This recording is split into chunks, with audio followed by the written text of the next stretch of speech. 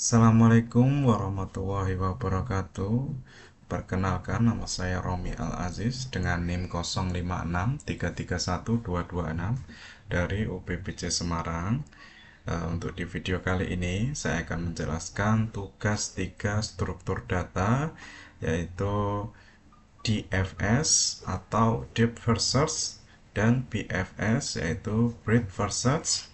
Untuk soal pada tugas 3 kali ini, untuk yang pertama yaitu buatlah program pencarian menggunakan algoritma DFS dalam bahasa Java. Gunakan graf dengan 10 node yang mewakili A0, A1, A2, A3, A4, A5, A6, A7, A8, dan A9. Tentukan sendiri nilai hubungan antar node. Lakukan pencarian angka n pada graf tersebut dengan DFS. Jelaskan tahap demi tahap proses pencarian dan gambarkan dengan rinci prosesnya. Baik, langsung saja kita mulai. Kita masuk di Visual Code. Kita input sintaks atau scriptnya. Kita percepat saja ya.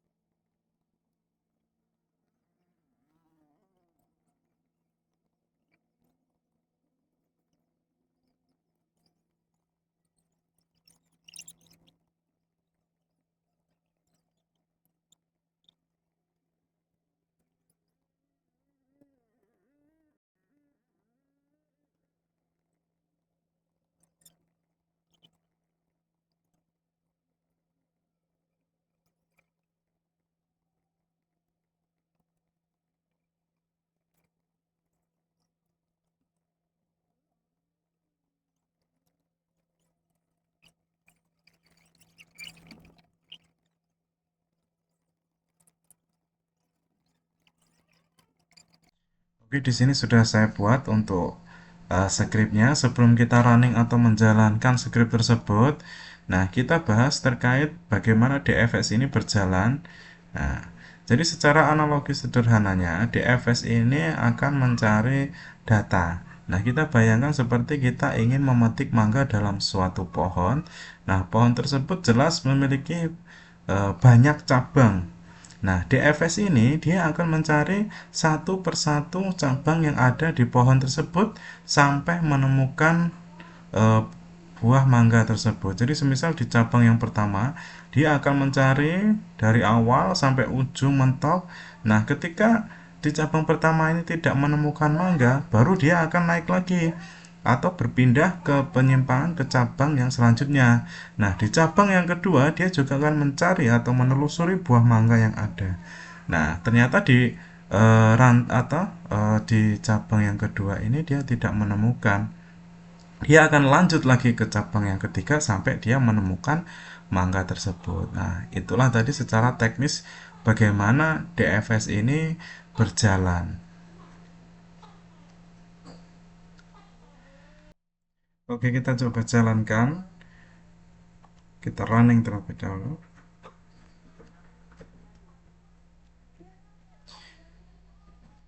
Di sini target node yang dicari itu adalah 20. Nah, ini untuk hasilnya. Target ditemukan di node A3, ya. Nah, secara teknis dia langkah pertama dia akan menandai node ini sebagai sudah dikunjungi. Nah, selanjutnya dia akan mengecek nilainya. Kalau sama dengan 20, berarti dia akan berhenti. Target ketemu. Nah, kalau dia semisal belum ketemu, dia akan mencari ke semua cabang yang ada ataupun ke node yang tersedia sampai dia menemukan data tersebut. Nah, kita coba rubah target di sini semisal nilainya 12. Kita running, maka dia akan berhenti di node A1 harusnya. Nah, berhasil. Nah, dia karena targetnya sudah ketemu yaitu nilai 12, dia akan berhenti di A1. Nah, mungkin itu sedikit penjelasan terkait DFS. Selanjutnya kita bahas BFS. Oke, sebelum kita bahas terkait eh, BFS ataupun bagaimana sistem ini berjalan, kita buat dulu sintak atau skripnya terlebih dahulu ya.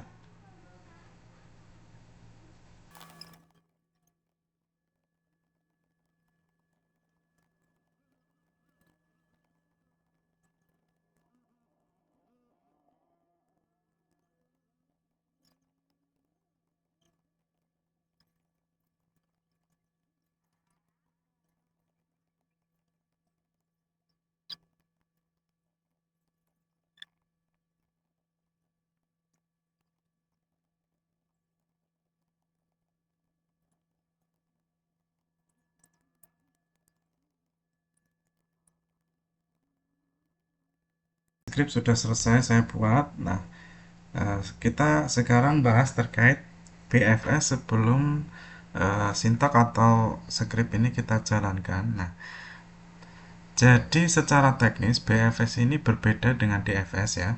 Nah, kalau DFS tadi di awal dia menelusuri satu cabang sampai jauh ke ujung. Nah, BFS ini dia akan memeriksa semua cabang yang paling dekat dari titik awal terlebih dahulu. Nah, kalau dianalogikan, berarti dia akan mencari mangga. Nah, kalau DFS yang sebelumnya, dia akan memilih satu cabang, lalu dia akan menelusuri dari pangkal sampai ujung sebelum berpindah ke cabang lain. Nah, sedangkan BFS ini dia akan memeriksa semua cabang yang paling dekat dengan batang pohon tersebut. Nah, jadi mangga yang dicari jika sudah ditemukan pada cabang yang paling dekat, nah BFS tidak perlu menelusuri cabang yang paling jauh sampai ke ujung. Nah, karena memeriksa simpul, dia berdasarkan tingkat kedekatannya dari titik awal. Nah, BFS menemukan tujuan yang paling dekat sehingga menjamin jalur terpendek pada graf titiknya.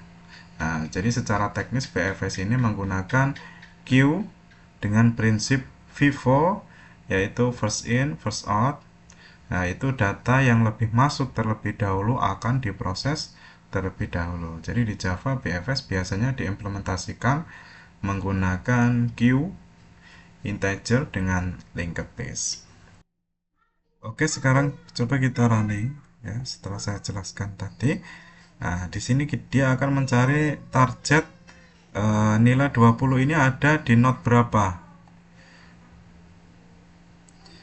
Nilai A20 ini ada di node A3 ya. Nah, kalau kita ingin merubah target tinggal dirubah aja di sini.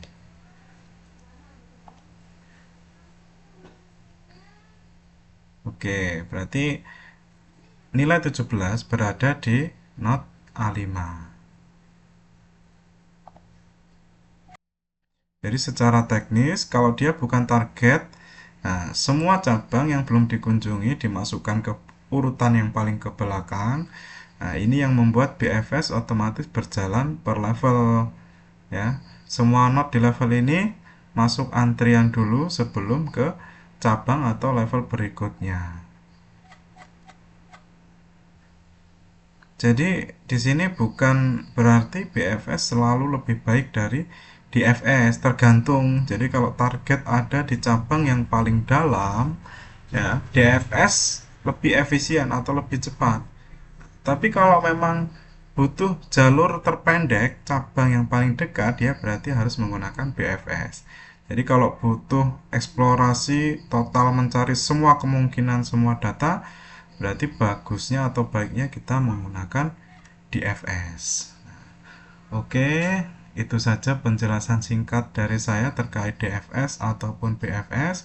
Keduanya berhasil menemukan nilai 20 di node A3. Jadi DFS dengan cara masuk ke dalam sejauh mungkin. Nah, kalau BFS dia akan menyapu per level atau mencari titik cabang yang paling terdekat. Nah, bedanya hanya satu. DFS ini secara rekursif menggunakan stack. Nah, kalau BFS interaktifnya pakai Q ya. Jadi secara menelusuri data dia berbeda.